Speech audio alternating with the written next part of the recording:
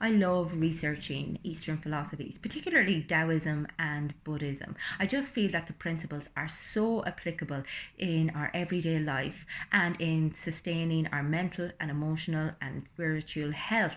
And there's one particular Buddhist concept I'm going to talk about today, and that is the middle way. It's basically the middle ground between self gratification and self mortification. And it's one that we really struggle with. We tend to think very black and white. We're very all or nothing, and oftentimes we either see ourselves through these very egoic eyes, we're amazing, we're the best ever, we're superior to everybody else, or else we think we're shit on someone's shoe, we're in a very low place, we don't think a lot about ourselves, and we tend to oscillate between the two without finding a middle ground of just acceptance. And even the whole work of self-development, there's kind of a paradox there as well. You're told, okay, you need to accept yourself completely, but you're also told that you should work towards being your best self. And I think it's the way we go about doing this that maybe confuses us a little, because oftentimes when we put goals in place or when we look to change aspects of our life when we're unhappy, it's because we have very low self-worth. It's because we don't have self-acceptance. And consequently, we look to the wrong goals in order to lift ourselves. We look to externally validated extrinsic goals, which are aesthetically based, which are monetary based. If I just had the qualification, if my body just looks a little bit thinner, if I just change jobs. And it's this kind of never ending wheel of next thing, any day now. And the thing is, when we get to where it is that we thought we needed to be, we're not happy. We may get a bit of an ego boost, but it isn't sustainable. It just evaporates fairly quickly, and all of a sudden then we find ourselves back questioning what it is that we need to do with our life. So I suppose it's about recognizing that we need to start from a place of acceptance. We need to accept our reality for what it is and to really know ourselves. And a lot of us don't. We think we do, but we don't have a massive level of self-awareness. We're very self-centered. We think about about ourselves a lot. We're highly sensitive. People set us off for no reason. And it's about getting to recognize that side of you compassionately.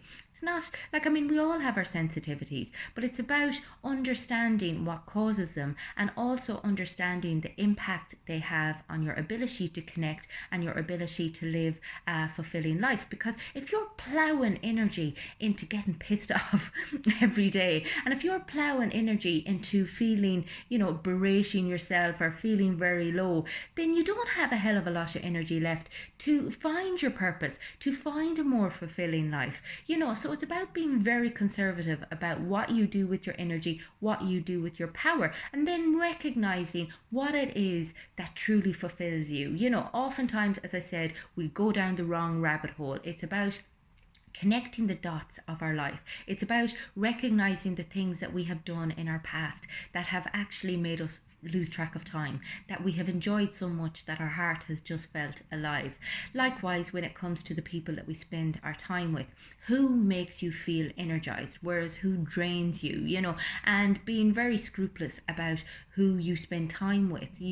Some people can boost you, some people can bring you down. So it's about recognizing the things that work for you and doing them more often, and also recognizing that it doesn't have to be all or nothing.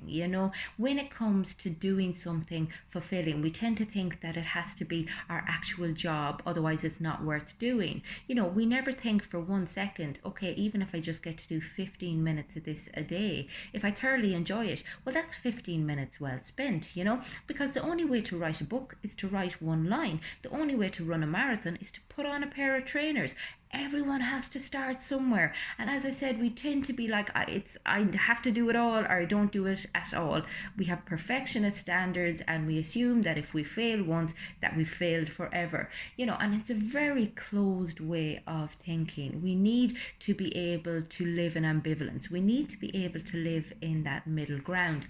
And one of my favorite forms of therapy, if you can have a favorite therapy, is DBT, which is dialectical behavioral therapy. you. And basically, what that describes is being able to sit with two opposing ideas at the same time. Someone might hurt you, but you can still love them. You may feel happy for somebody, but you may also envy them. You may like yourself, but you may also be annoyed with yourself. And all of these kind of ideas can sit at the same time. And being able to tolerate two opposing ideas at one time is just such an indication of emotional maturity. So have a think about that. Oftentimes we feel like as if we can't oscillate between one thing or another, that we have to know where we stand and we have to be very fixed on that. And that's not the way. I mean, we have to have an open mind, we have to have an open heart, we have to switch off all of these rules in our head and get in touch with what's going on in here. Get in touch with what it is that lights us up, that fills us with purpose, that connects us with other people and connects us with ourselves. And when we're on that journey, we will start to notice the difference. We will feel more fulfilled, we will feel more connected, and we will feel more content and more peaceful. If this is something you would like to work with me on, get in touch with me on the website. It is fundamentals.ie.